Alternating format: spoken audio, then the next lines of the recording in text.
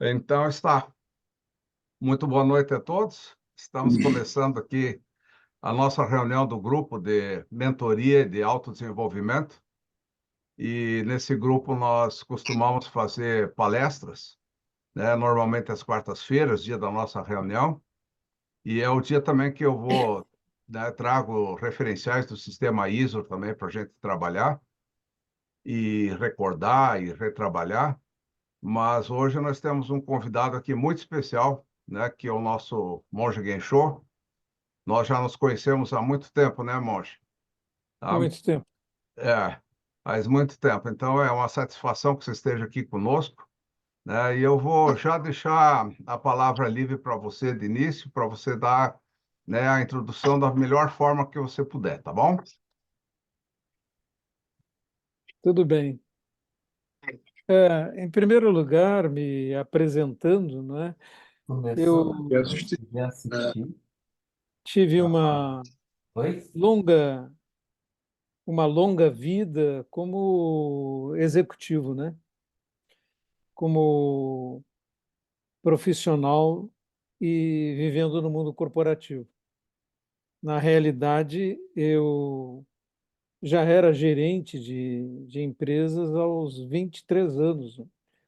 E aos 26 anos eu assumi meu primeiro cargo de direção. E aos 40 anos eu era diretor no maior grupo de comunicações do sul do país. Então, tive a oportunidade de trabalhar como diretor de indústrias, de exportação, viajei muito por causa disso, por causa das exportações. Conheci aí uns 25 países.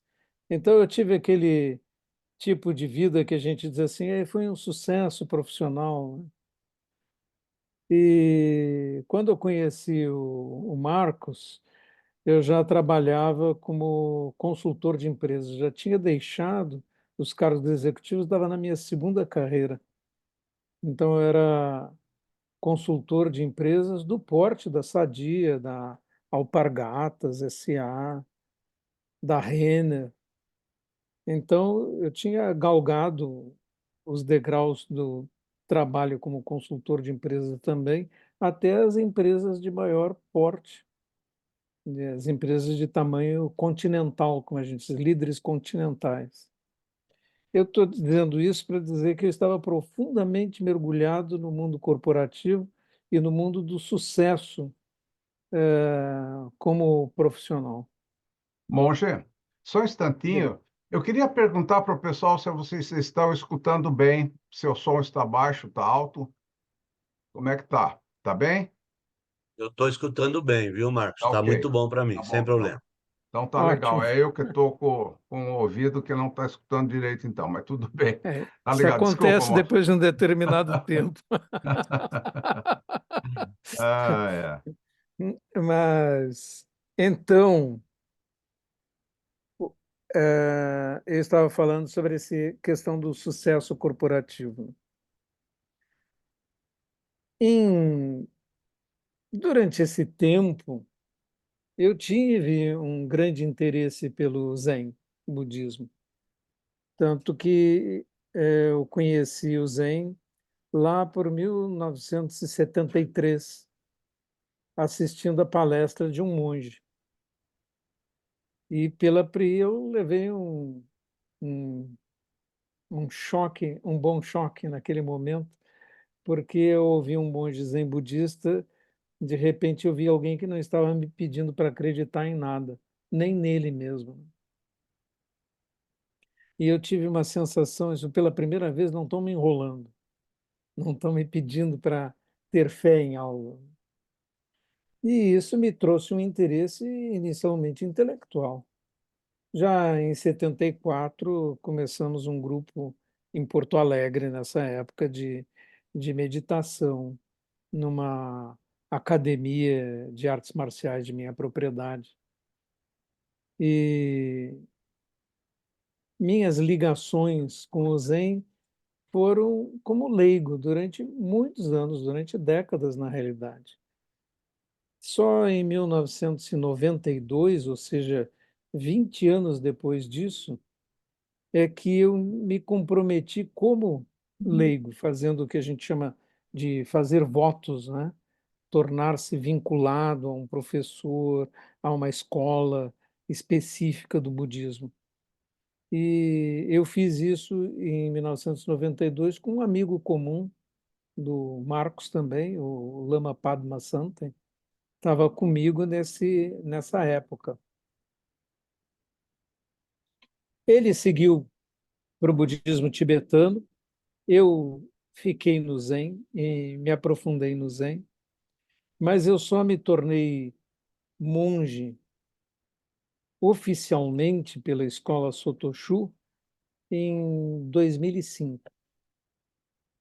E esse livro, que é tema da nossa palestra de hoje, O Pico da Montanha é onde estão os meus pés, é um livro que eu escrevi pretendendo passar o que seria para um homem do mundo corporativo mergulhar numa aventura espiritual. Então, criei um personagem, inventei histórias, etc. E, é claro, o primeiro livro que você escreve também tem experiências pessoais juntos. Mas esse livro, O Pico da Montanha Onde Estão os Meus Pés, não é uma peça autobiográfica. É uma peça de ficção, com a intenção de explicar o Zen budismo para os iniciantes. E tomando como foco um homem leigo do mundo corporativo, que está trabalhando nesse mundo onde a competição, a luta, essa vontade de ter sucesso, essa bandeira de vitória, esquecendo, claro, as pessoas que a vitória tão apregoada nos livros de autoajuda é uma vitória sobre os outros, né? Você é um vitorioso porque tem derrotados. E isso é esquecido. E isso é muito típico da nossa cultura ocidental individualista. Uma coisa marcante na cultura ocidental foi a criação dessa imagem, desse ícone de eu ser vitorioso, eu ganhar, não é?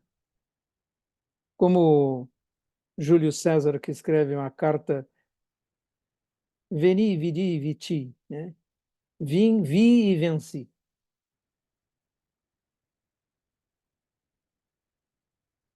E assumem impérios, e tornam-se pessoas que veem como vitória na sua vida ter um busto, né? Ter uma estátua, ser reconhecidos pela posteridade, deixar uma marca, né? Nem que essa marca custe muito caro, como Napoleão Bonaparte uma vez observou, o que é a morte de 500 mil homens na frente de um homem como eu.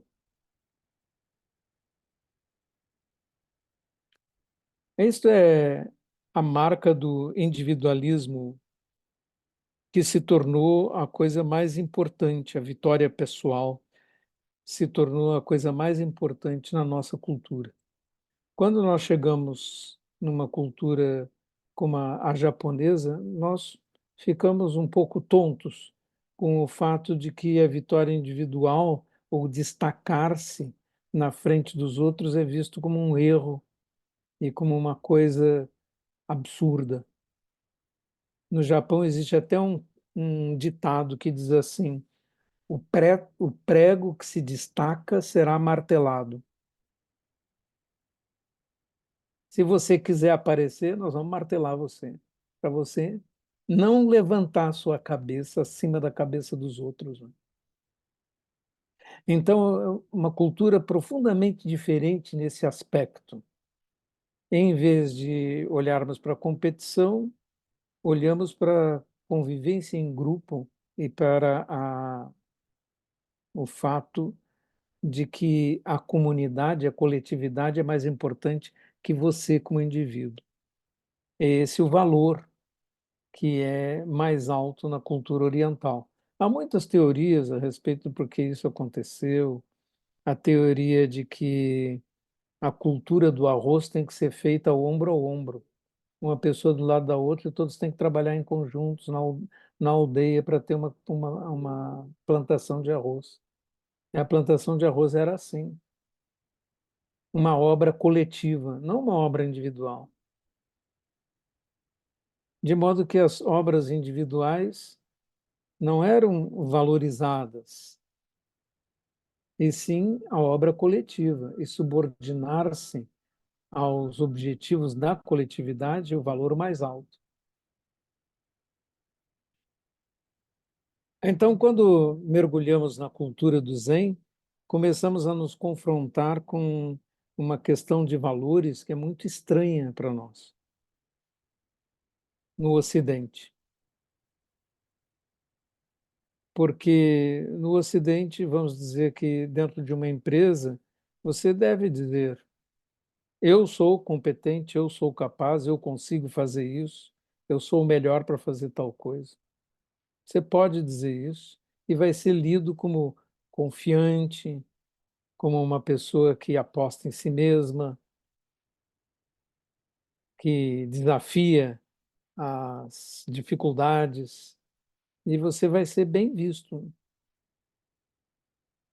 Se você tiver numa cultura como a japonesa, não, isso não será bem visto.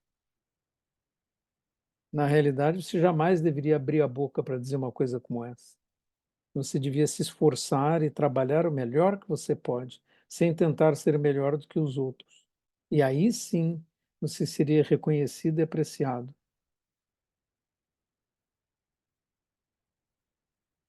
Então, esse livro, O Pico da Montanha, Onde Estão os Meus Pés, ele tem como tema principal o fato de que a realização máxima tem que ser agora, nesse instante. E quando você diz o pico da montanha é onde estão os meus pés, quer dizer agora é o momento máximo da minha vida. E esse momento tem que ser reconhecido como máximo. Não é um momento que está lá depois para ser alcançado. Então, esse momento agora em que eu estou aqui falando com vocês é o pico da montanha. Porque eu vivi minha vida de 76 anos para chegar aqui. Todos os erros que eu cometi, todos os acertos, todas as coisas, os tropeços, os aprendizados me serviram para, nesse momento, conseguir falar para vocês. E esse, então, é o pico da montanha, não é amanhã, em algum outro momento, mas é agora. Então não há nada a alcançar, porque tudo já está alcançado. E você não luta para chegar num pico da montanha que está depois, mas sim para reconhecer que este momento, onde os seus pés estão, é o momento mais alto e mais belo. Então você tem que trabalhar para ele, né? E para reconhecê-lo. Nesse livro, eu narro como o personagem que se chama Ido, que é uma coisa interessante porque a escolha do nome se deve a um mantra famoso de um sutra, que é o Sutra do Coração da Sabedoria. Em sânscrito, a frase final é Gate Gate Paragate Parasangate Bodhisvaha. Quer dizer, idos para outra margem, a iluminação, salve. Então, o nome do personagem é Ido. Ido chega a outra margem. Porque ele já chegou, Ido, aquele que já chegou. Então eu repeti esse personagem em um outro livro, Além do Pico da Montanha, cujo subtítulo é Ido chega a outra margem. Aquele que foi já chegou a outra margem. O que é a outra margem?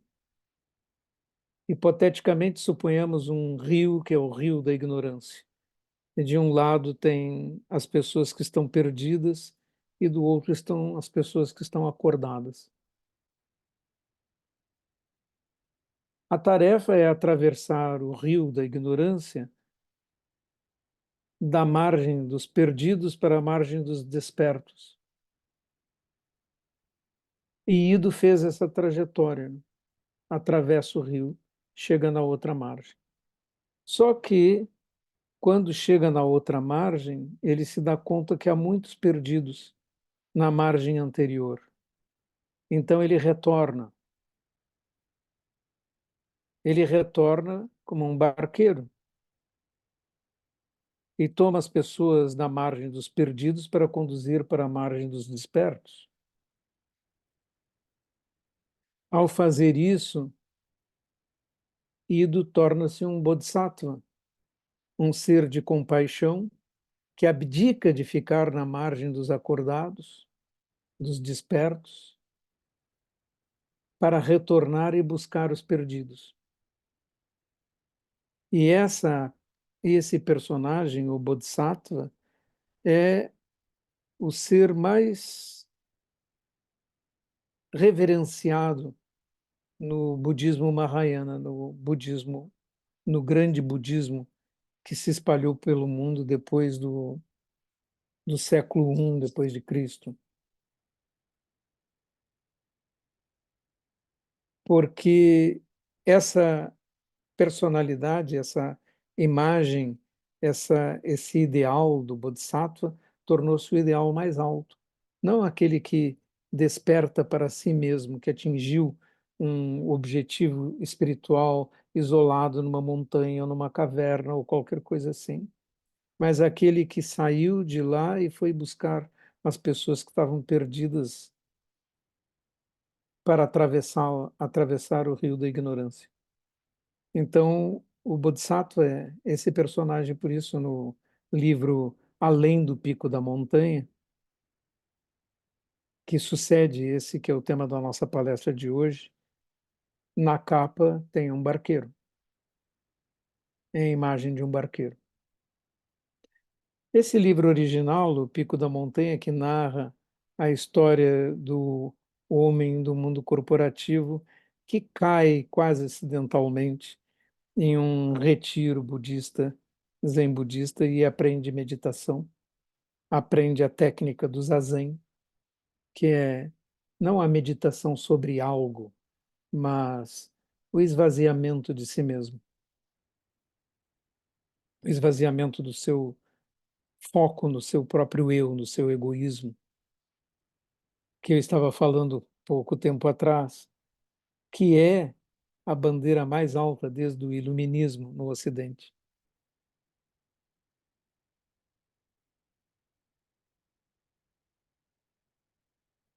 Então, esse livro, O Pico da Montanha, acabou sendo muito bem sucedido e foi traduzido para o inglês, para o francês, para o alemão, para o espanhol.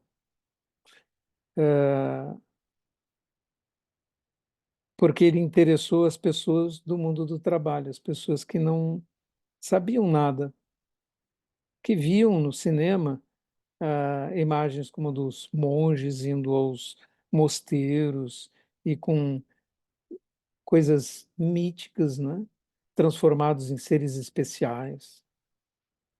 Isso é também muito engraçado, né? Porque tem filmes como O Monge à Prova de Balas na internet, né? Uma vez uma senhora me escreveu aqui em Florianópolis e perguntou se era verdade que os monges zen não morriam, porque ela também queria saber como não morrer. Eu respondi a ela que todos que eu conhecia morriam sim, e eu também pretendia morrer, mas ela ficou muito braba comigo, né? Não era bem a resposta que ela queria, né? Então, o livro O Pico da Montanha, ele se tornou bem-sucedido por entregar às pessoas do mundo corporativo uma ideia do que é o Zen e do caminho espiritual que aqueles que estão no mundo do trabalho podem procurar, podem alcançar através dessas práticas tão propagadas pelo budismo há tanto tempo.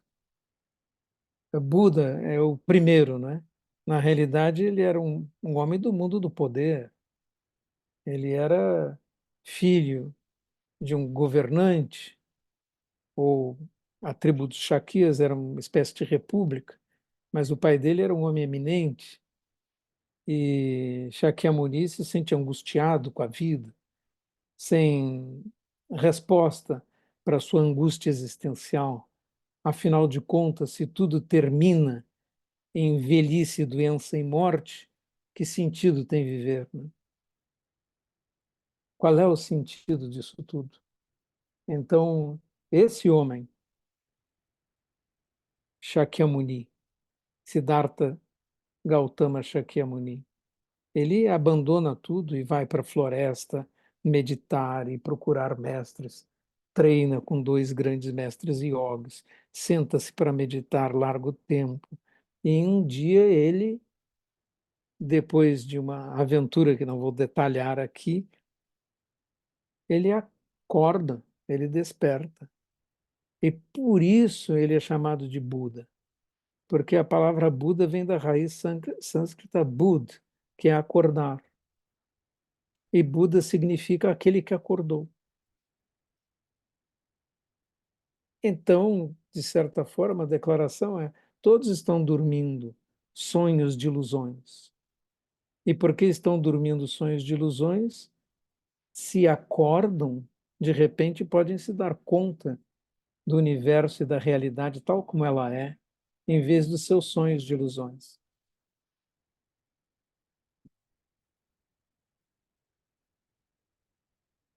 Eu moro perto do aeroporto e passam aviões aqui por cima.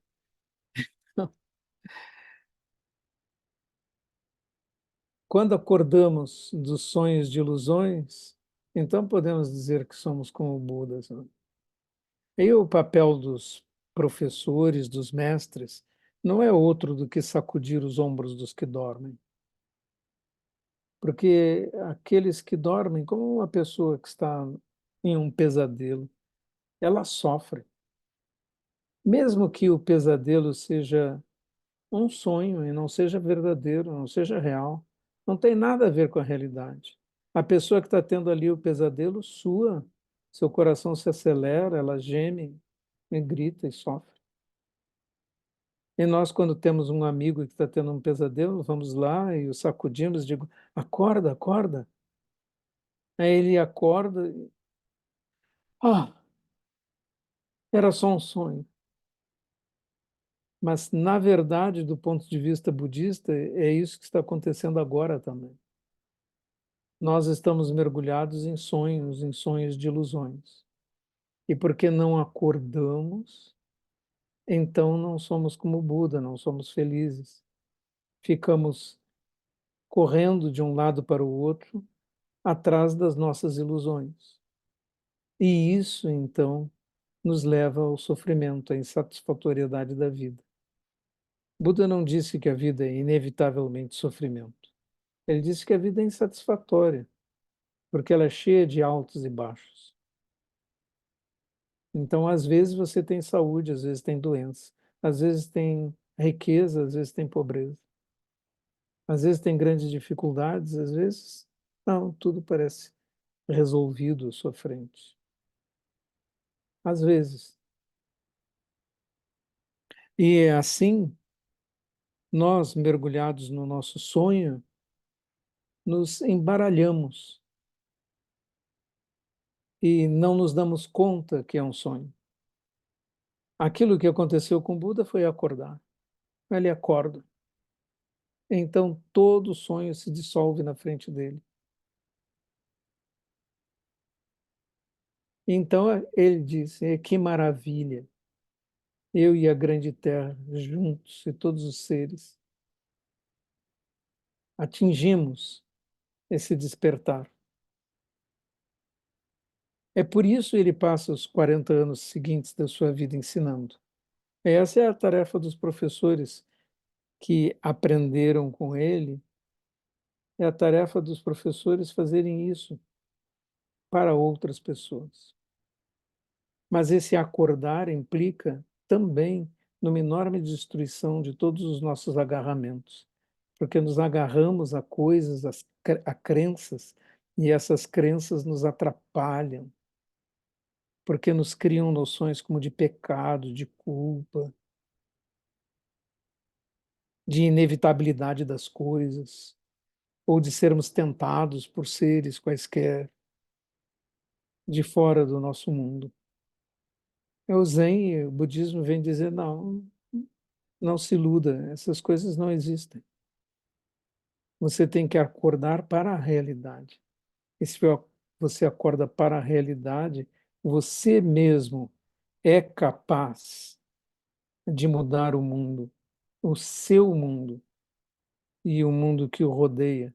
Você tem capacidade para isso.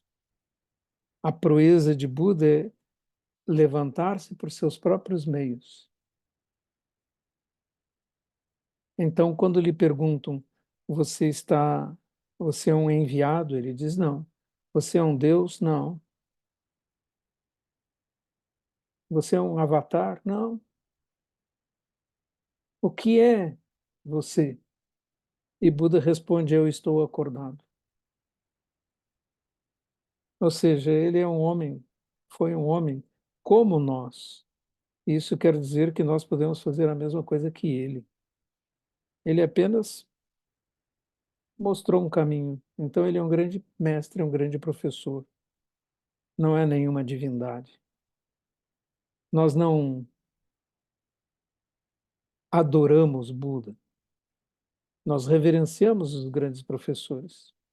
É Buda como o maior deles, mas nós não o adoramos, porque ele e nós somos constituídos da mesma coisa. E narramos então a história da morte de Buda de uma maneira para desconstruir essas imagens. Buda morreu com uma grande diarreia. Então ele teve um mal-estar intestinal, sabemos hoje um infarto agudo do mesentério pela descrição, né? E daí teve uma diarreia sanguinolenta e ficou desidratado e morreu com 84 anos. Vocês querem uma morte mais humana do que morrer desidratado com diarreia? E isso é uma magnífica história de Buda, porque ela nos informa, nós e Buda somos a mesma coisa. Então nós podemos acordar como ele e não precisamos nos agarrar a nenhuma bengala, a nada. O dedo do budismo então aponta essencialmente para a liberdade. E é sobre isso que esse livro, Pico da Montanha, é onde estão os meus pés trata. E sua continuação também. Se por acaso alguém quiser, né, pode procurá-lo facilmente no site daisen.org.br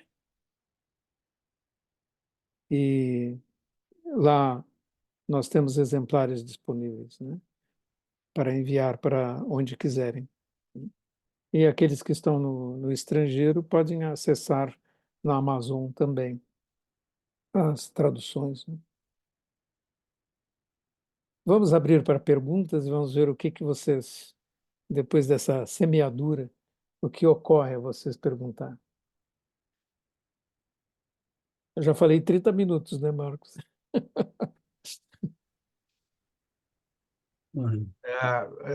Pessoal, algumas pessoas estão reclamando que não estão escutando, né? Eu acho que talvez, Gensho, você possa aumentar o seu som.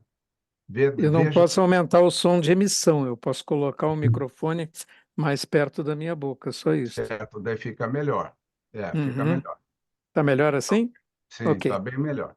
Tá ok? Tá ok. Obrigado. Hermes, tu quer falar? Quero. Esteja à vontade. Bom dia, gente.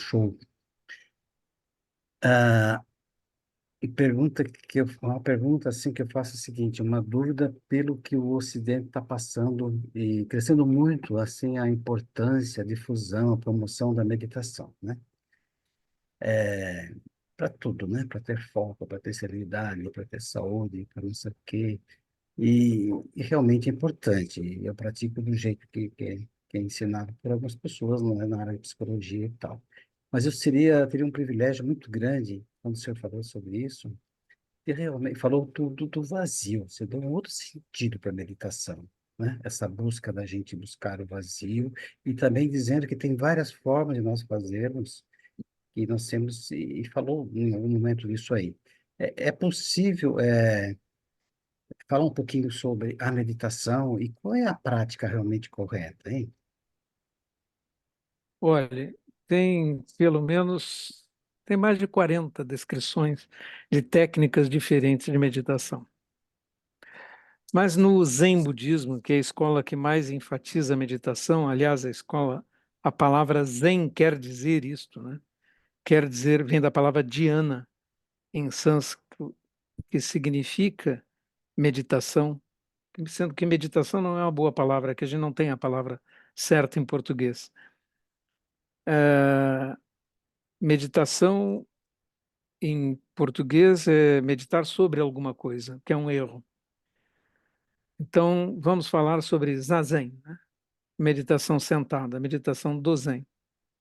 Você senta-se para meditar e não segue nenhum pensamento. Tudo que surgir na sua mente, você deixa ir embora. Não luta contra eles, não segue, não faz nada. A imagem é: o céu azul não é perturbado pelas brancas nuvens que passam. O céu azul é sua mente, os pensamentos vêm e vão, os mais diversos. Eles são um retrato de como sua mente está agora, neste momento. Mas você simplesmente, imobilizando seu corpo, cria uma âncora para não movimentar a sua mente. Essa mobilização deve ser o mais perfeita possível. Os joelhos devem apertar o solo e a cabeça deve empurrar o céu. A coluna deve ficar reta e a respiração, então, tende a ficar profunda e abdominal. Com uma postura como essa, nós podemos ficar um tempo mais longo. É apropriado sentar numa almofada para isso. Nós temos uma almofada típica, aqui está uma miniatura, né? Uma almofada macia, mas firme, sobre a qual você senta, e isso permite que os seus joelhos encostem no chão. Nada deve ficar em cima de nada, né? Não deve se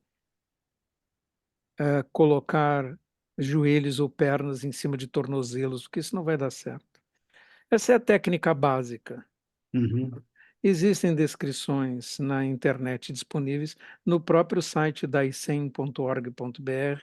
Tem uma página com uma descrição ilustrada. uhum. E- Esta É, prática é difícil. é, Essa prática é difícil porque ela é a prática do caminho direto. Em vez de você fazer contagem de respirações, em vez de fazer uma porção de práticas que nós chamaríamos de preparatórias, ou ouvir alguém, ou ouvir música, tudo errado. Você tem que sentar-se em silêncio, em frente a uma parede, sem nada, e sozinho, sem nenhuma conversa, nada. Claro, uhum. pode ter outras pessoas sentadas com você, mas que tem que fazer a mesma coisa. Sentados de frente para a parede, imóveis e sem cogitar. À Ô, medida que Guilherme, a gente faz isso, cria um espaço na nossa mente, uma vacuidade na nossa mente que nos permite sair do sonho e ver a realidade. A palavra vazio é uma palavra bem ampla no budismo, que engloba um outro conceito, que é vazio de identidades, porque as identidades, do ponto de vista budista, não passam de construções nossas. Nós construímos as identidades. Não é penso, logo existe, como disse Descartes no seu discurso do método. Penso, por isso penso que existo. Agora, sobre esse assunto dá para falar muito tempo, Hermes. Só um segundo só, Ok. só para Uhum. resgatar um pouquinho as experiências que eu tive com o budismo, né? Eu fui em Garopaba, né, monge? Eu fui lá em Garopaba e participei lá uma sanga, né, uns 3 dias, convidado por uma colega minha, e também na Barra da Lagoa, na Lagoa da Conceição também, ali à direita também tinha, Budismo é, tibetano, né? é o tibetano, sempre o tibetano. Esse Eu tinha uma, budismo tibetano da escola Nyingma, do Shagdu é, Rinpoche. isso, a amiga Alda Vedotti, que ela fez isso na Alemanha, e foi lá Uhum. uns monges e tal, e eu era mestiço, a gente participava. Eu sofri demais, porque a gente acha que faz, isso é outro papo, mas, por exemplo, uma experiência marcante, né? E eu realmente comecei a ler, mas tem coisas, uma coisa que me implica muito, e aí foi a posição de lótus, né, na meditação. Sofri demais aqueles 3 dias, eu tive que ficar numa posição que não é habitual da gente, Não é necessário sentar na posição de não, lótus, né? não. Não, né? Não. Em É, geral, no Daisen, na nossa organização, no Zen, as pessoas sentam na posição birmanesa, que é a mais fácil de todas. Você não coloca o pé sobre a coxa, nem sobre a perna, nem nada, porque isso é muito mais difícil para um ocidental. Eu conheço muito poucos ocidentais que sentam bem na posição de lótus. Isso é raro. Então, eu não, não peço isso aos meus alunos. uhum, Sentar em posição birmanesa está ótimo, está maravilhoso. E, aliás, sentar numa cadeira funciona também. Num grato, banquinho ajoelhado um também banquinho, funciona. né? A É, posição que é importante, não né? Para que haja precisa, não, respiração. não, talvez exista em alguns lugares um excesso de orientalismo, sabe? E daí então fica se tentando imitar pessoas que desde criança estão sentados ou assumindo posturas que para nós no Ocidente não são mais habituais. Aliás, deixa eu dizer que no Japão também já não é mais habitual. As pessoas compram cadeiras em casa, sentam na Uhum, cadeira, na mesa, etc. Pode ver nos filmes. Não é sentar no chão, não é uma coisa tão né? comum assim. Obrigado, viu? Grato, viu, Manchi? Ok, Obrigado. Ernest. Temos o Paulo Nascentes e o Cláudio.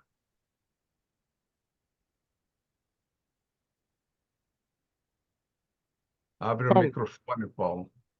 Boa noite, todos, todas. É, eu fico, bom, certamente a pergunta é de um não desperto, porque veja, eu não sei nem o que é a diferença entre despertar e iluminação. Estar desperto e estar iluminado. E mais que isso, no início, nós começamos com uma diferenciação entre a cultura oriental e a cultura ocidental. A cultura ocidental com o culto ao eu, contínuo, etc., etc., e identidade, e a cultura oriental mais grupal, etc. E foi falado, por exemplo, na questão das artes marciais. Mas as artes marciais japonesas, tanto quanto eu sei, elas são diferentes uma das outras. Por exemplo, o judô tem campeonato, tem disputa, assim, o karatê, mas o aikido não tem. Não tem disputa, não tem campeonato. Portanto, há ocidentais que disputam bastante e os que não disputam, e há orientais que não disputam, outros disputam, depende da tradição.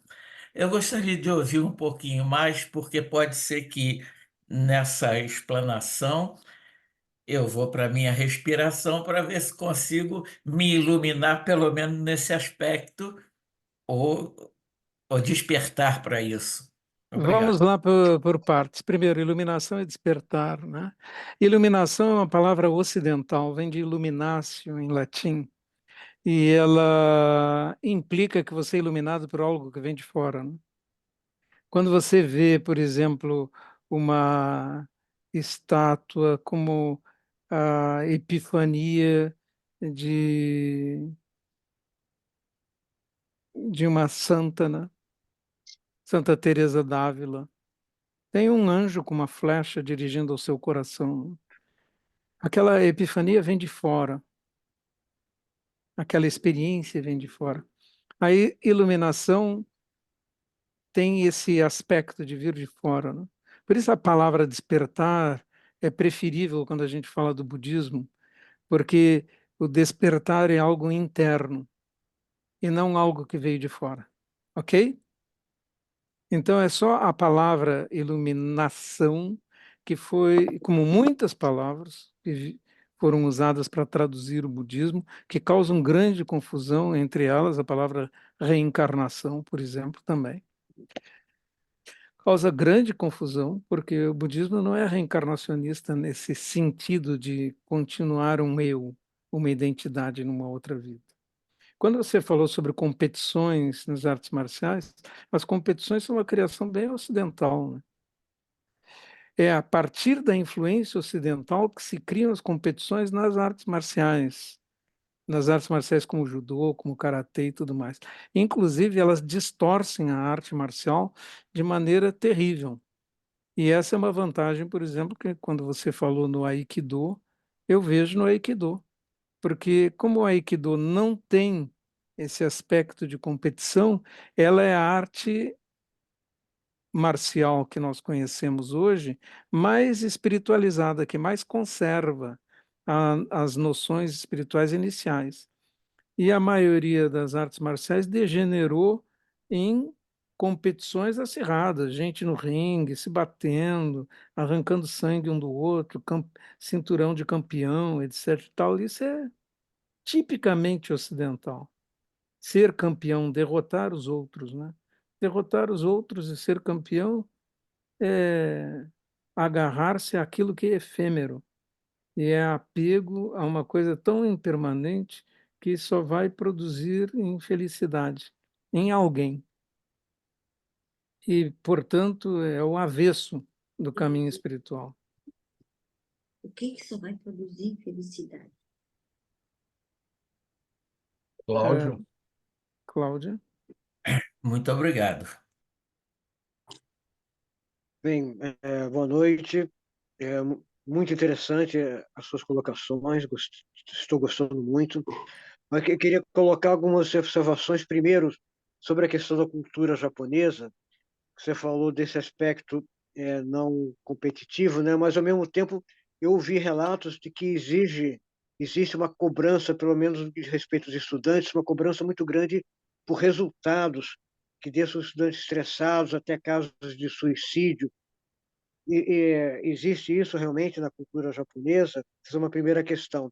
A segunda, gostaria que você falasse um pouco da Vipassana, né? Que eu acho que é uma meditação assim muito útil, assim, né? Da concentração da respiração, né? E Ok. outra coisa, só uma última Não para vou decorar as terminar. perguntas todas. Tá. Vamos por partes. Se o estado de você estar com a mente vazia, presente no aqui e agora, sem necessariamente você ficar sentado, de olho fechado, olhando para dentro, isso não seria também uma forma assim ótima assim de você realmente evoluir espiritualmente, né? Apenas ficar presente, de olho aberto mesmo nas coisas, em cada coisa que você faz. Vamos lá. Primeiro lugar, a sociedade japonesa não é uma sociedade perfeita. E agora, esses episódios que nós estamos falando, nós temos um índice. O Japão não está nem entre os 10 primeiros países em índice de suicídios no mundo, viu?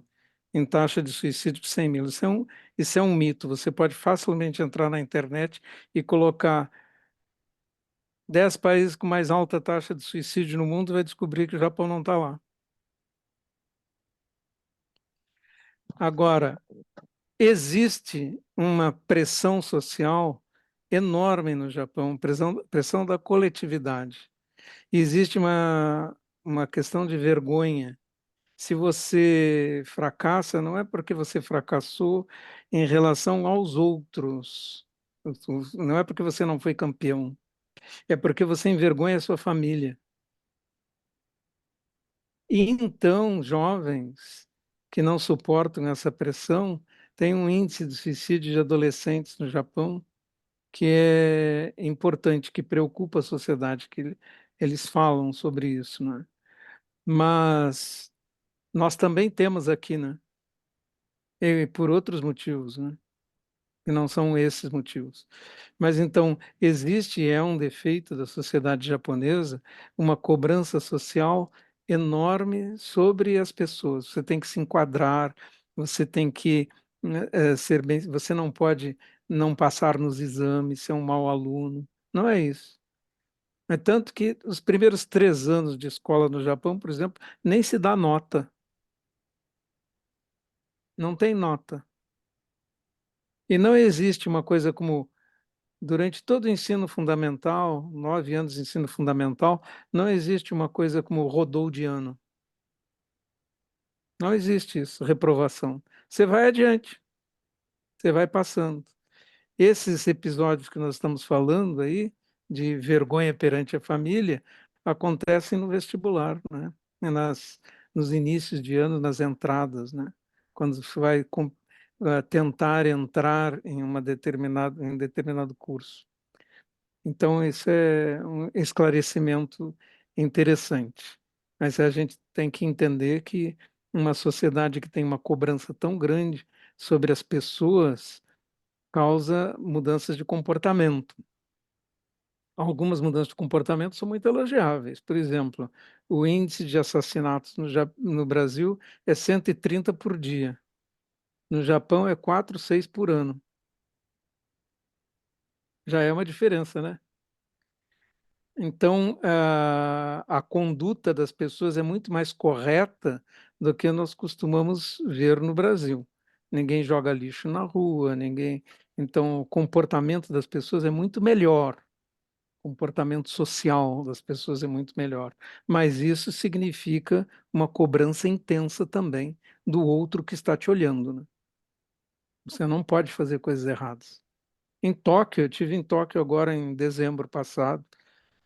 Agora é proibido fumar na rua. Você não pode fumar nem na calçada. Você tem que ir para uma loja lá, entrar lá dentro, uma loja especial, pagar para fumar. Porque fumar na rua também está proibido. E ninguém fuma.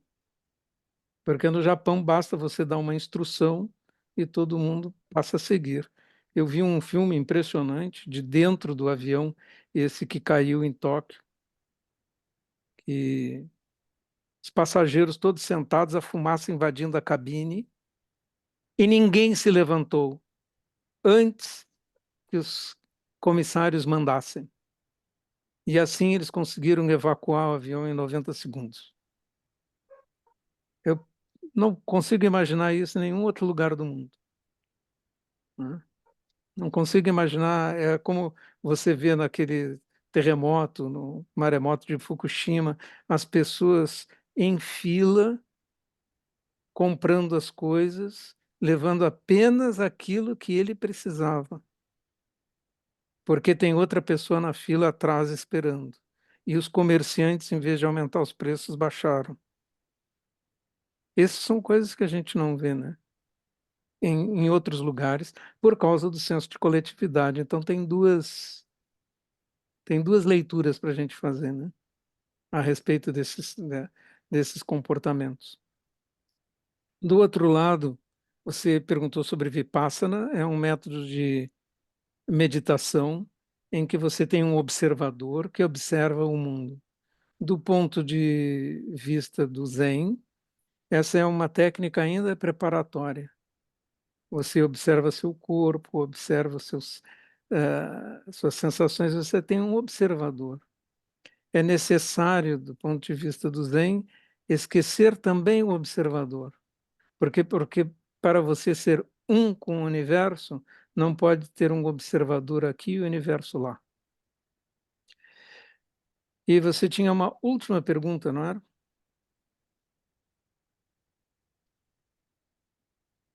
É Que agora sobre se podemos meditar simplesmente vivendo o ah, aqui e agora em tudo que fazemos, sem devemos necessidade fazer de isso. fechar os olhos, assim. Devemos ter, isso chama-se atenção plena, né? Então, a atenção plena é objeto de um sutra budista, o Satipatthana Sutta.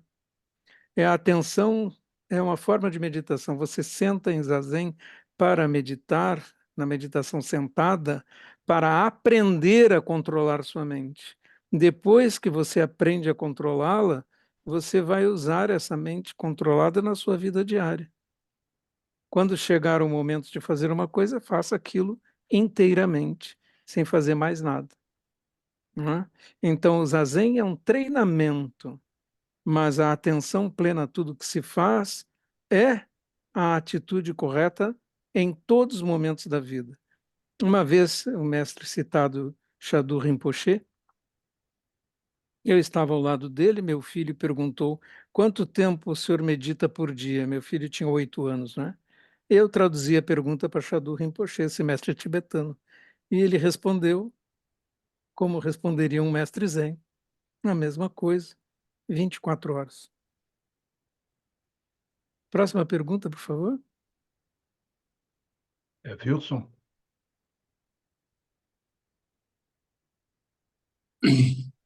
É o seguinte, eu, por várias coisas que a gente faz, a gente percebe que está havendo uma mudança cultural a respeito da busca por alimentos que envolvem a saúde das pessoas. E na medida em que as engenharias e as biociências vão se desenvolvendo e vão mostrando o que pode, o que não pode, o que faz bem, o que não faz bem, e aí também se cria na paralela uma cultura muito em voga no Brasil, né? Você vê na internet pessoas vendendo a cura da diabetes, 500 coisas diferentes, né? Todo mundo tem uma fórmula para isso. Isso, na verdade, mostra uma cultura que está evoluindo sobre isso. Até a ponto, né, de nós já fazermos estudos e nos aprofundarmos na bioquímica das emoções, de como é que essas coisas se entrelaçam. A pergunta seria: como fica a alimentação nesse estado de meditação? Como isso se relaciona com a saúde do ponto de vista alimentar? Bem, o Zen tem uma larga tradição a esse respeito, já de 1.600 anos, desde que o budismo chegou na China e os monges tiveram que viver em monastérios, porque antes eles mendigavam no sul da Ásia. Mas na China é frio e precisaram se abrigar, fazer monastérios, daí precisavam ter cozinha. Eles não podiam sair para mendigar. Então isso mudou as regras para as regras de Pai Chang, chamadas regras de Pai Chang. E criou-se uma cozinha vegana.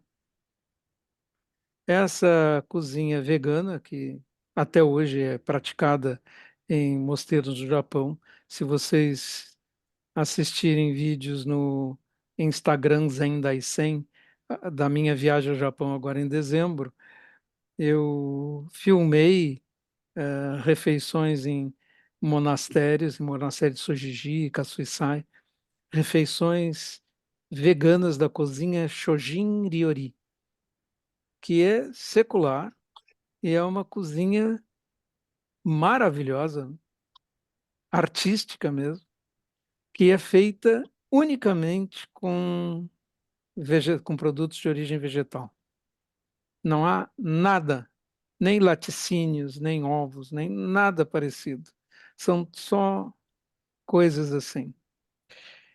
Os monges budistas, através do tempo, os monges Zen, criaram uma longa tradição de lucidez e longevidade.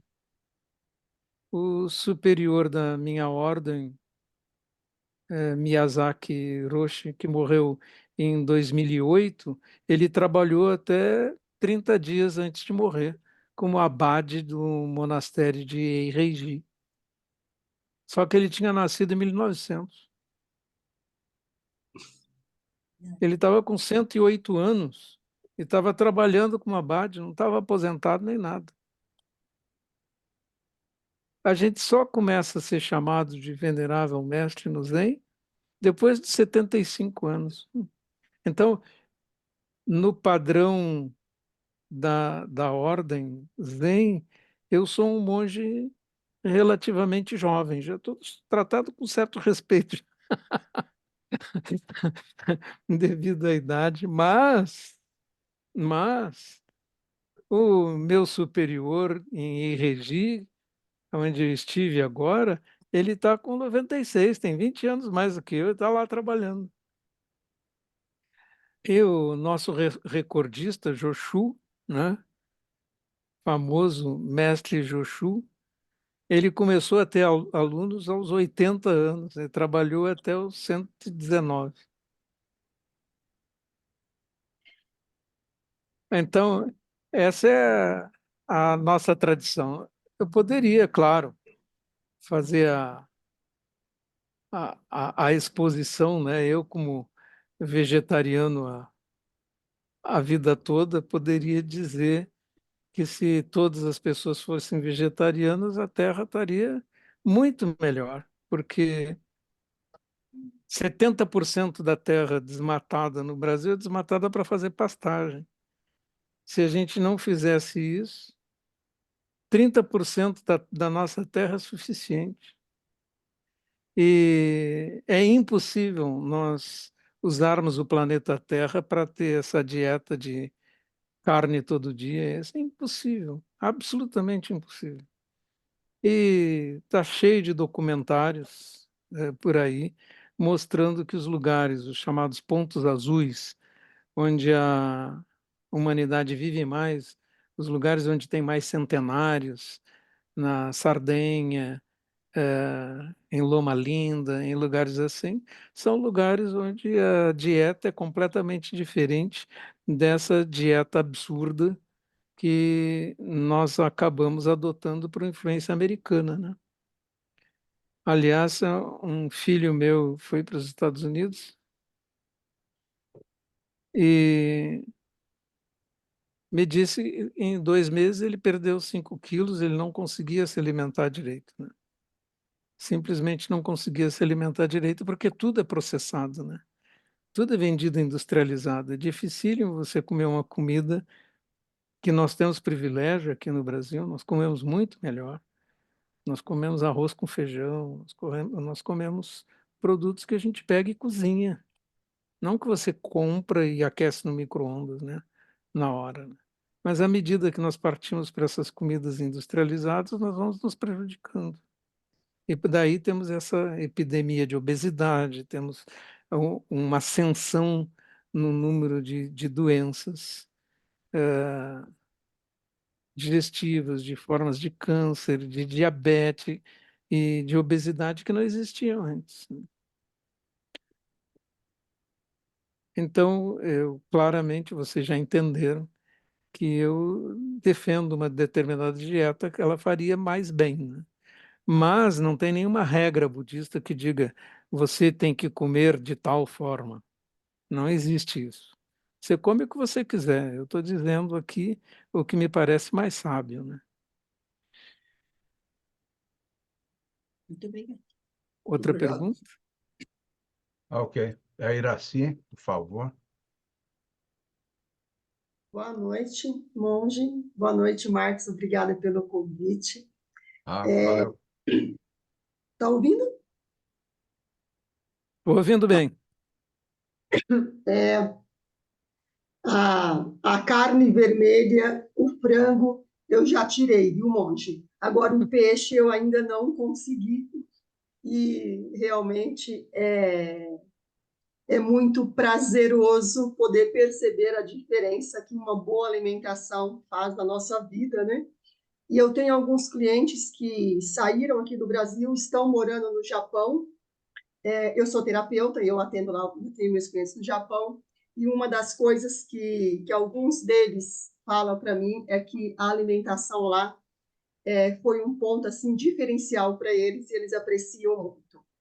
Mas, mestre, uma pergunta. Hoje se fala muito na questão da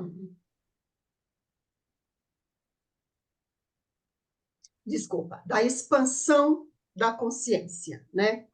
E muitas pessoas utilizam-se da ayahuasca, por exemplo, para esta expansão de consciência. O que o mestre tem a dizer sobre isso? Na realidade, esse assunto vem desde o tempo de Buda, 2.500 anos atrás, né?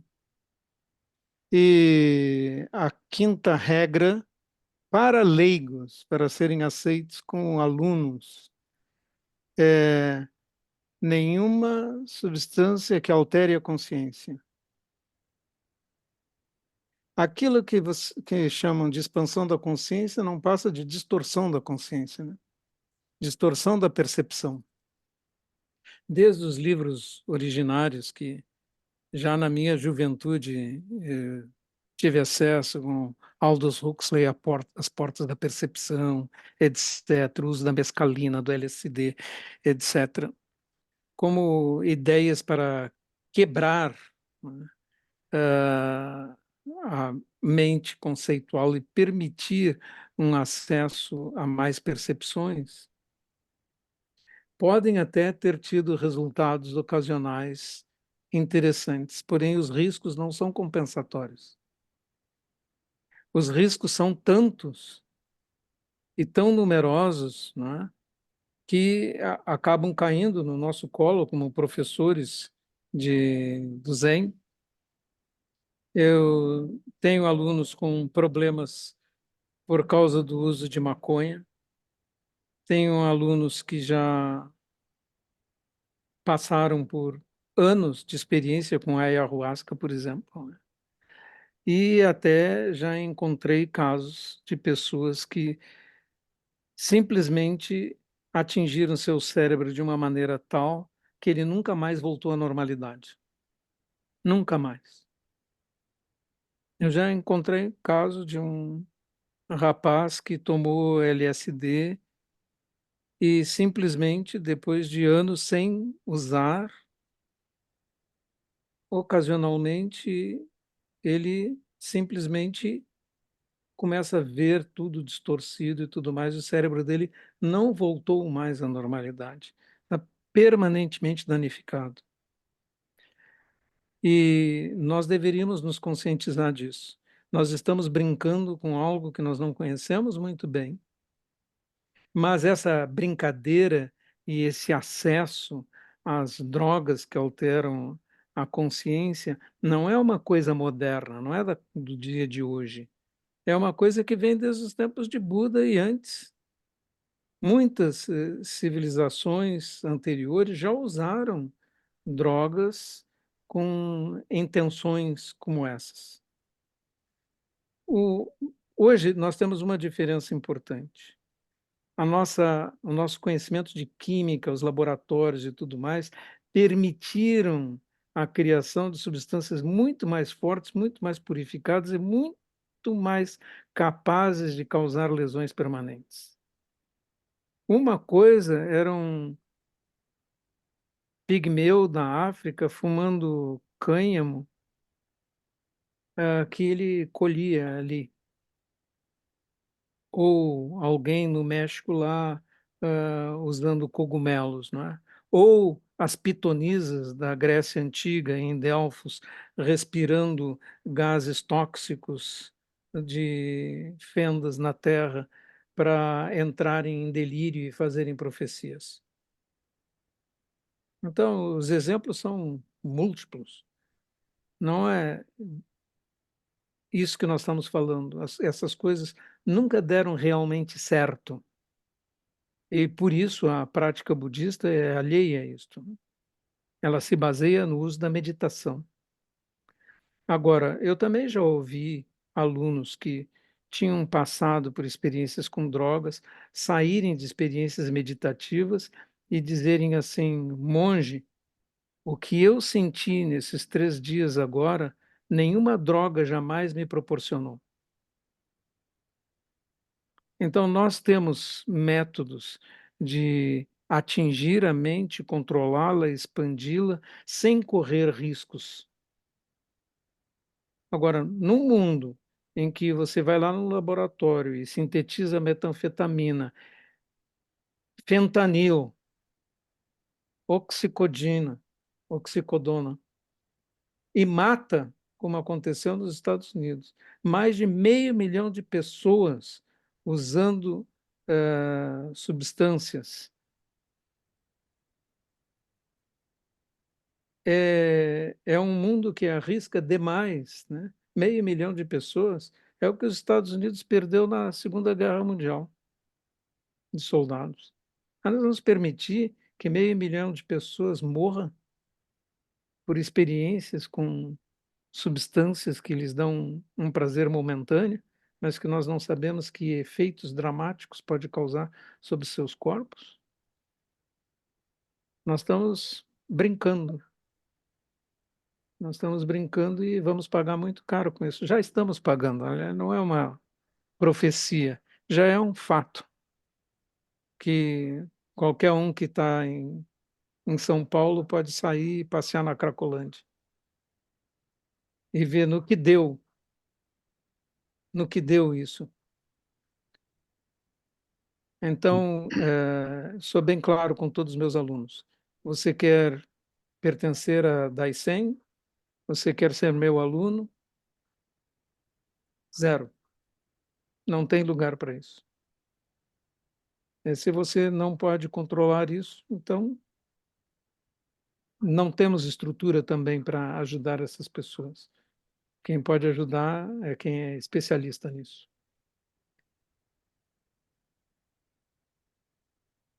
Ok, monge, muito bom. Muito obrigado pelas respostas. Eu tenho aqui uma pergunta que veio aqui pelo chat, antes de eu passar para o Hermes e para a Lívia, tá ok?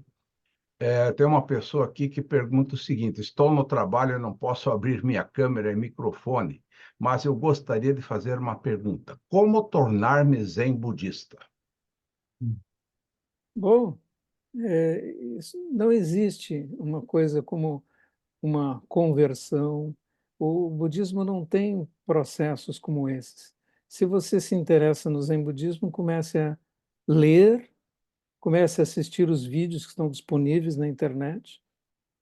Só no canal Zen Budismo por Monge Gensho, no YouTube, tem quase 600 vídeos disponíveis. É tudo gratuito. No blog O Pico da Montanha Onde Estão os Meus Pés, que vocês podem acessar através do site daisen.org.br, tem mais de 3.000 textos que eu venho colocando lá desde 2007, com respostas para milhares de perguntas diferentes. Então, estejam à vontade. Isso tudo já foi colocado por pessoas que trabalham abnegadamente para difundir o budismo. E muito obrigado, Marcos, pela oportunidade de falar para um grupo tão especial. Ok. Tá, tem o Hermes ainda e a Lívia. Pode Ainda? ser? Então vamos lá. Pode ser? O caminho, certamente, né? A gente já tem uma caminhada da ignorância para a sabedoria, né? Dos vícios, né? Dos vícios, né? Para as virtudes. Não deve ser não é um caminho fácil, né? E é doloroso, gera sofrimento. A pergunta é: quais são as fontes do sofrimento? Porque se nós conseguirmos identificar isso, e realmente se o senhor, se o senhor comentar um pouquinho se um pouquinho quais são as fontes e como que a gente pode trabalhar essas fontes. Eu tenho lido alguma coisa dizendo que na minha vida também que o desapego, o desejo e tal, mas como é que isso se expressa? Como é que isso pode se transformar uma fonte de sofrimento? Porque se nós conseguirmos, vamos dizer, gerenciar, né? Não é gerenciar, mas conviver, sei lá, a gente realmente encontra uma fonte maior de longevidade, né? Chegar à longevidade como acabou de falar, com menos sofrimento e mais alegria, satisfação e realização. Poderia A ter... resposta é simples, Hermes. Fale. Tudo surge da nossa mente, né? Hum. Porque você tem apego, você sofre quando perde algo. Todos os seus agarramentos vão produzir sofrimento. Aonde você coloca seu coração, aí vai estar o seu sofrimento. Às vezes isso é inescapável na vida, né? Porque quando alguém me diz assim, vou ter um filho, eu digo meus parabéns, que maravilha, né? Mas você nunca mais vai ter paz, né? Não vai ter paz, porque você vai sempre se perguntar: eu tenho filhos, ele está bem? O que está acontecendo com ele? Ah, agora ele não está bem. Então, tudo, todos os lugares onde você colocar seu coração, lá também vai estar seu sofrimento. Então, o sofrimento, esses problemas que provêm do nosso apego, são inerentes à própria vida. O que nós podemos aprender é a lidar melhor com eles, a ver com mais clareza as coisas. Por exemplo, admitir a impermanência, né? É não sofrer por bobagens, como olhar no espelho e ver que está ficando velho e feio, né? Isso é a vida, é a vida. Que bom, que bom que você não vive para sempre. Viver para sempre seria horrível, seria uma coisa terrível estar permanentemente preso, né, à existência, né? Então, há muita sabedoria para a gente mexer nesses fatos, né? E o foco do budismo é realmente esse: a mente, de onde surge o sofrimento, de onde surgem essas coisas. É com isso que o budismo se preocupa. O budismo jamais, quando alguém me pergunta assim, como é que o budismo explica a criação do mundo? Eu digo, para quê? Tem ciência para isso. O budismo está pouco interessado em como é que o mundo surgiu, não é? Nós estamos interessados na questão de agora. Você está sofrendo? Como? Você tem angústias? Como? Qual é o problema de Buda? Angústia existencial. Como é que eu transformo minha vida numa vida significativa, feliz, boa? Como? Como é que eu faço isso? Como é que eu produzo isso? Esse é o problema real da vida, né? Agora, tentar viver sem sofrer, isso é absolutamente impossível, porque é inerente à vida esses ciclos de sobe e desce, né? Inerentes. Lívia, Boa noite a todos. Boa noite, Monge. Boa noite, professor Marcos, colegas. Eu estou muito alegre. Eu me sinto no agora, conectada a todos vocês, e é nesse sentido que eu gostaria de falar. Já estamos no meu Instagram, já fiz um Reels baseado no que você disse, da diferença da cultura oriental para ocidental, do ditado que o prego que se destaca será martelado.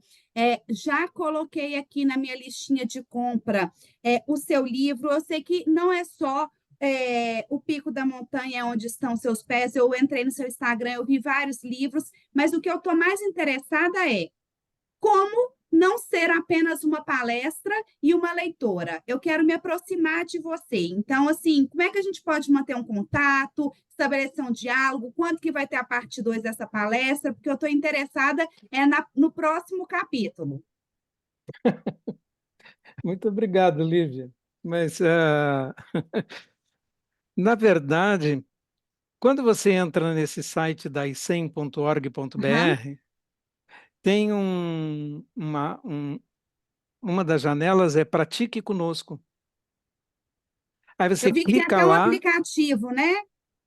tem um aplicativo que é gratuito também, Zen Aham. Daisen, que você pode baixar no seu celular e que também dá link para tudo, né? E dá link Ah, para você. dá link, sim. Ah, então Eu tá sou, ótimo. Tá, eu tá, sou tá, tá, acessível. tá ótimo. E se você se cadastra lá nesse Pratique Conosco como membro da Daisen, como membro colaborador da Daisen, que é um valor bem baixo para nos ajudar a manter tudo que nós estamos fazendo, você, inclusive, pode marcar entrevistas privadas comigo. Uau! Nossa Hum. Senhora, ainda bem que eu fiz essa pergunta. Adorei, Uhum. obrigada, viu? Ok. Eu que agradeço, viu, o seu interesse. Marcos, E agora é o Paulo, novamente. Paulo, Então, monge, ouvi falar em impermanência, o que pressupõe permanência, né? Mas permanência e transcendência parece que fazem um par interessante, junto com imanência. É uma Deixa, confusão só. então, vamos clarificar Por logo, né? favor. Não existe permanência. Ok, Tudo é impermanente. ok, Tudo. Tudo no universo é fluxo, mudança ok, contínua. Você ok. está mudando, o Paulo de amanhã não é o Paulo de hoje, certo? Não existe uma coisa que a gente possa dizer fixa. Para o budismo, não existe uma coisa como uma alma eterna. Não existe isso. Só existe mudança, fluxo, o que é uma excelente notícia, porque você pode mudar, porque você tem liberdade para ser diferente, porque está tudo em aberto na sua frente. Então, para o budismo, não existem conceitos como pecado, por exemplo, porque não tem uma divindade para desobedecer. Não tem ninguém vigiando você. O que existe é ação e consequência. Assim como você age, está pavimentando o caminho sobre o qual você vai caminhar. Então vão haver consequências dos seus atos. Quando eu era executivo, quando eu era diretor de empresa, tinha os problemas de diretor de empresa. Tinha os problemas dos executivos, dos ciúmes, das invejas corporativas, do dinheiro, de todas essas coisas. E aí, então, eu tinha o mundo do mundo corporativo. Agora que eu sou monge, é uma maravilha, porque eu vivo no mundo do monge, né? E aí o mundo do monge é outra coisa, tem amigos maravilhosos, assim como o Marcos, etc e tal, e a gente sente... Ele me conheceu quando eu era executivo, né? Verdade. E agora eu sou monge para ele também, né? Então, o que resta para nós é uma imensa amizade, né? E todos aqueles problemas daquele tempo se evaporaram, né? Então, o mundo do monge é outro. Felizmente, que a gente tem a capacidade de mudar. Mesmo que quando eu mudei de uma coisa para outra, tenham dito que ele ficou louco, né? Hoje, me parece que os outros que estavam naquela turbulência é que eram loucos, né? E eu era louco junto. É isto. Então, É, você perguntou aqui mais. Impermanência a por gente favor, já... pois é, deixa eu refazer a pergunta. Tá. Impermanência e transcendência. Esse é o ponto. Na realidade, nem usamos uma palavra como transcendência. Por quê? É, como o Bodhidharma respondeu num famoso episódio, ele respondeu ao rei, ao imperador Vu, né? Ele perguntou qual é a sagrada verdade da sagrada doutrina, né? E Bodhidharma respondeu: vazio e ilimitado, não existe um eu em coisa alguma. Todas as coisas são interdependentes, interconectadas, não existe um eu intrínseco em nada. Por isso não existe uma alma eterna que carregue um eu. Existe um karma que gera identidades, o que é uma coisa muito diferente. E Bodhidharma respondeu: não existe nada que possa ser chamado de sagrado. Porque sagrado mesmo é o ar que você está respirando. Porque se você não respirar o ar agora, daqui a 10 minutos você está morrendo. Sagrado é o chão em que a gente pisa, é a água que a gente bebe, essas coisas são sagradas.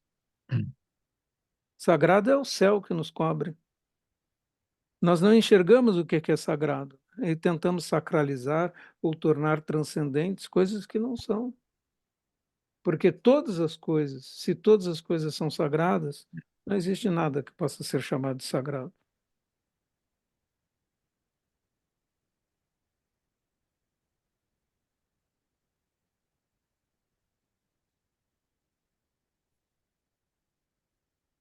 Acabei de pensar assim, o Zen é terrível, né?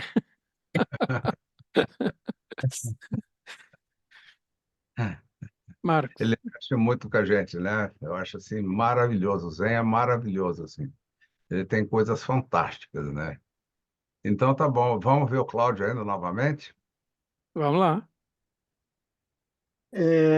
Bem, primeiro eu queria dar um testemunho aí, tá?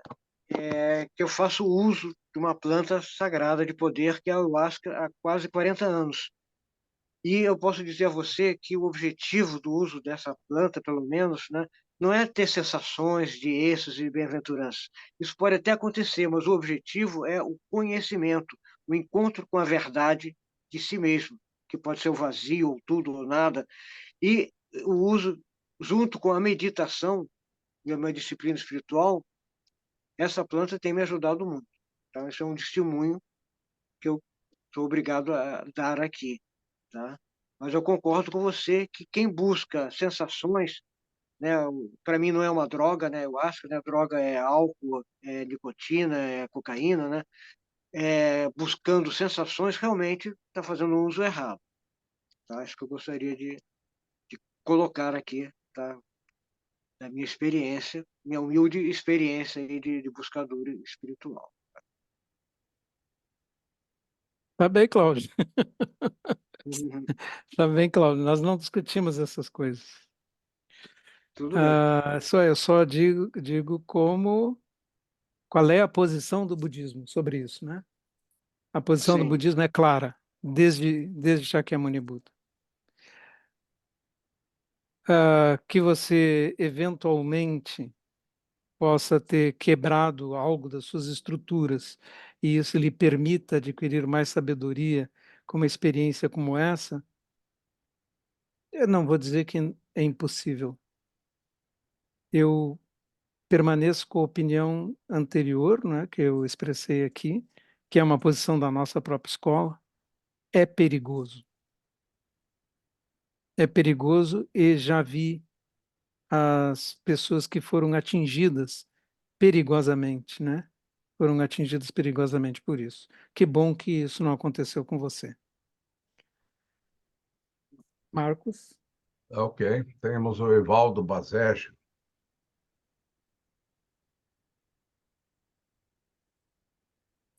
Boa noite, monge. Satisfação, muito legal sua, essa sua fala. Eu sempre tenho uma indagação muito significativa, que é em relação ao vazio, né? A primeira pessoa que falou sobre isso, que eu ouvi falar, foi o Marcos. E, e eu queria que, se possível, monge, você falasse um pouco mais. A gente tem uma tendência de racionalizar, mas o que é, de fato, este vazio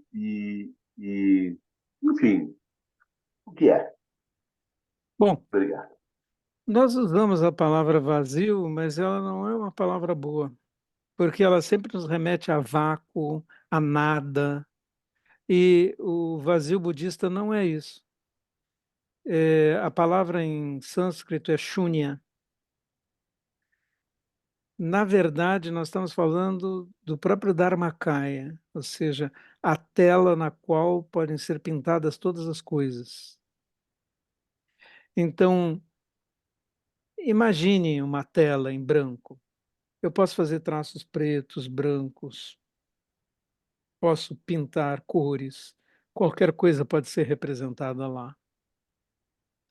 Então, o vazio budista é um vazio de potencialidade, né?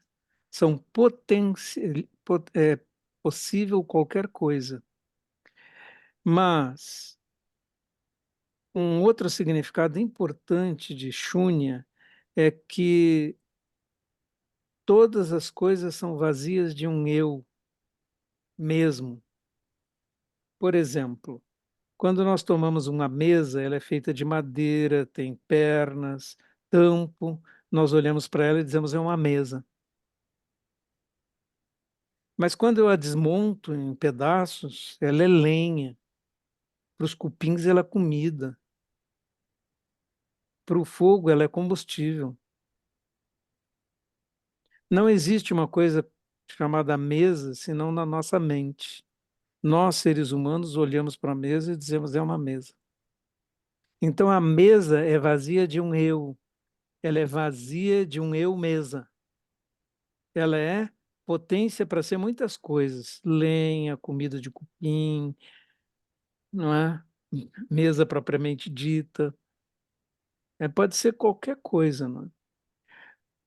Entendemos isso facilmente, não é? Que a mesa é vazia de um eu mesa. Que a ideia mesa só existe na nossa cabeça. Porque nós, homens, usamos mesas.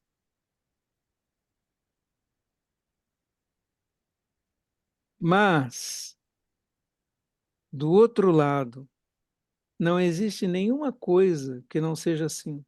Todas as coisas são compostas, conectadas com outras, dependentes das circunstâncias e dependentes da nossa mente para elas terem uma existência. Que nós olhamos e dizemos, é isto. Então, nossa mente, ela produz a mesa quando a olha como mesa. Senão ela não seria a mesa. Está me acompanhando? Muito bem, para a mesa é fácil. Agora, vocês mesmos são assim. Você mesmo, Evaldo, é vazio de um eu. Você é constituído de elementos químicos, de átomos, de campos de energia, não é? De elétrons, prótons, nêutrons, de material que já veio de estrelas que faleceram no passado, supernovas, mais velhas que a própria Terra, muito mais velhas que a Terra. O Sol já é uma segunda geração de estrelas. Nós sabemos isso. Você não é mais do que um amontoado de átomos, de células, com uma programação de um DNA, etc., um fenômeno da vida. Mas você acha que é Evaldo. Mas esse Evaldo é tão vazio quanto a palavra mesa é para mesa. Então, todos somos pertencentes ao próprio vazio do universo, ou seja, o vazio de identidades. Mas isso não quer dizer um vácuo ou um nada. É que nós, perdidos nas nossas identidades, achamos que elas são sólidas. Essas identidades de sonho que nós achamos que são sólidas, o Evaldo que acha eu sou Evaldo. Na verdade, você é o próprio Dharmakaya, o próprio universo, o todo do universo. E por isso tem múltiplas capacidades de manifestação, muitas manifestações. Essa identidade Evaldo, que está aí agora, nasceu e vai morrer. É temporária, evanescente. Será esquecida. Assim como as ondas que surgem no mar e desaparecem, quebram na beira da praia. É que nós não enxergamos que somos só ondas. Nós somos muito mais do que isso. Nós pensamos que somos ondas. Nós somos o oceano. Porque não enxergamos o fato de que somos o oceano, então nos enganamos, pensando que somos ondas, e as ondas são vazias de identidade, são só fenômenos temporários que surgem e desaparecem, e o oceano é eterno. Nessa analogia, em que o oceano é o próprio universo. Então, você é o próprio universo, só não enxerga isso. Se você enxergasse isso, seria desperto. Enquanto você acredita que é Edvaldo, você está num sonho e, portanto, não está acordado, está dormindo. Sim, entendi. Deu para entender Obrigado. o que é vazio? Entendi. Mais ou Agora, menos. é bom você dormir bem essa noite, viu, Evaldo? Dorme bem essa noite, não encuca aí.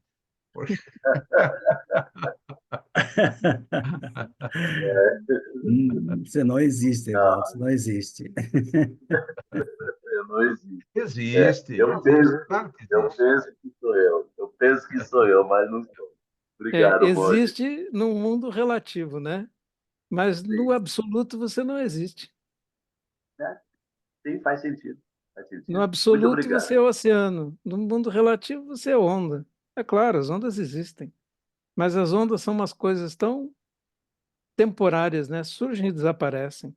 Vocês já viram alguém na beira da praia chorando as ondas que morrem?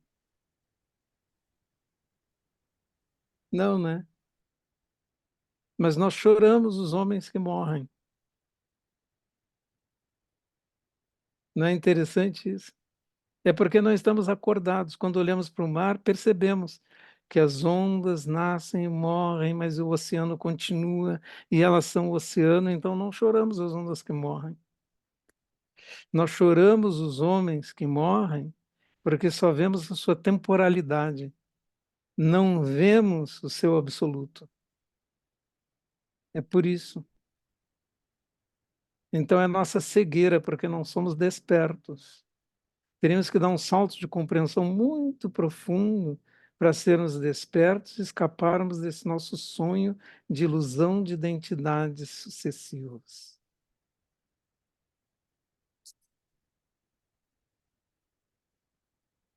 Bom, Isso é o gente, Zen, gente. Vamos lá. Celso, o que permanece? Pode falar um pouquinho sobre o que permanece? Só o fluxo. Só tudo está sempre fluindo. É como você olhar para um riacho correndo, uma cachoeira, e dizer assim: "Ah, o que permanece? A cachoeira está caindo, a água foi embora. Aquela água de hoje não é a água de daqui a um minuto. No entanto, a cachoeira está lá. E nós vamos perguntar: o que permanece? Nada permanece, tudo flui. E isso é maravilhoso que seja assim. Porque se as coisas estivessem congeladas e paradas, seria realmente desesperador. Que bom que é fluxo. É o que a própria vida é, não é? Meu mestre sempre me dizia: enjoy your life. Dizia: aproveite sua vida. Porque essa vida, esse fluxo é maravilhoso. Se vocês tiverem tempo, deixa eu recomendar um documentário que eu coloquei no nosso curso da ICEM, do curso de estudos do Dharma. Ele ganhou o Oscar, acho que em 2009, uma coisa assim. Chama-se A Senhora do Número 6. A senhora do número? Do número 6. Sei. Trata-se de uma pianista que morreu com 109 anos, que passou pelos campos de concentração nazistas na Segunda Guerra, viu toda a família morrer, e ela, bom, assistam o documentário, assistam, A Senhora do Número 6. Eu diria, se vocês querem ver um exemplo de uma pessoa desperta, vejam ela, era uma pianista, não era uma budista, era uma grande pianista, uma grande artista. E ela dá uma enorme lição do que é a vida. Vale a pena. 30 minutos e vocês vão ver por que esse documentário ganhou o Oscar.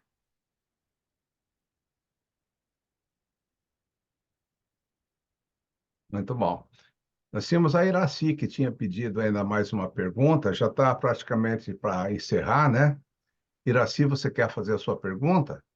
Na verdade, Marcos, ele acabou respondendo um pouco, né? Tá. Nessa fala dele, mas assim, partindo então da sua fala, mestre, somos então energia em movimento constante, sem fim. Sim, somos movimento. Energia é indestrutível, né? Nós sabemos na física mesmo que é a lei da conservação da energia, que a energia e a informação são indestrutíveis, né? Elas tomam outras formas. Aí talvez, se nós fôssemos olhar do ponto de vista budista, da tradição cosmológica do budismo, muitas orações no budismo dizem assim, ciclos universais, né? Como se o universo começasse, fosse enorme, vivesse por eras e acabasse, mas surge outro universo. Hoje se especula se os buracos negros não são, na realidade, portas de saída da energia que neles cai para surgir em outro lugar. E isso explicaria uma coisa como um surgimento como o do Big Bang, né? Como? Como surge uma singularidade como essa? Então, nós pensamos, é cíclico, não é? Mas isso é uma especulação para bilhões e bilhões e bilhões de anos, que não importa para nós agora. O que importa para nós agora mesmo é aproveitar sua vida com felicidade agora. E é sobre esse assunto que o budismo se inclina. Perfeito. Ok. Monge Gensho, muito maravilhosa a sua palestra. Eu realmente lhe agradeço muito. Nós gravamos e vamos disponibilizar para as outras pessoas do grupo, tá? Foi sensacional. Agradeço muito. E talvez, Monge, você queira fazer uma palavra final assim sobre alguma coisa do Dharma, né, que realmente é extremamente importante para as pessoas. Você já falou os pontos importantes, mas fala mais um pouco para nós, para a gente poder terminar, tá bom? Pode ser? Pode. Eu diria, para terminar, não é? Uma fala breve, que conhecer o Dharma é muito interessante, muito inspirador a gente ouvir o Dharma. E eu perdi muito tempo me encantando em ouvir coisas sobre o budismo, fascinado com a sua profundidade e sutileza, né? Mas, na verdade, só a prática abre o caminho. Então, eu sou profundamente agradecido ao meu mestre Saikawa Roshi, que me pegou e disse: Você vai para o mosteiro. E me mandou para o monastério, né? Então, ao fazer isso, ele realmente virou minha vida ao avesso, né? Não quero dizer que nós temos que ir ao monastério, tenho experiência com os meus alunos agora, mas sem a prática de meditação, nada feito.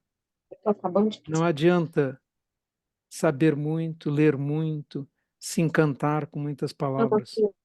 Isso não vai resolver o problema da vida, assim como não resolveu para Shakyamuni Buda. Então ele sentou-se dias e dias, sem parar. Ele disse: Eu não vou parar de tentar enquanto não conseguir alcançar um resultado que me satisfaça. E isto, então, é a grande lição. Não basta ler, escutar, se informar, assistir vídeos. Você tem que pegar uma almofada e sentar-se de frente para a parede. Aí, então, a sua verdade vai surgir.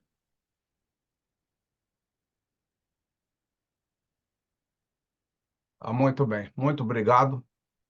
Agradeço a Obrigado pela presença de todos. Foi oportunidade, muito bom. Marcos. Uhum. Muito bom. Muito bom. Maravilhosa palestra, segundo a Vilma aqui. Ok? Muito obrigado. Então, vamos encerrando hoje a nossa reunião, né? Fica o convite para a próxima quarta-feira, vamos ter, né, uma nova atividade, tá bom? E você já está convidado para um dia fazer mais uma palestra para nós, Monte, porque foi muito, muito, muito, muito legal, muito bacana, tá bom? Valeu, gente. Muito Então, obrigado. muito obrigado por todos, tá ok? Valeu, gente.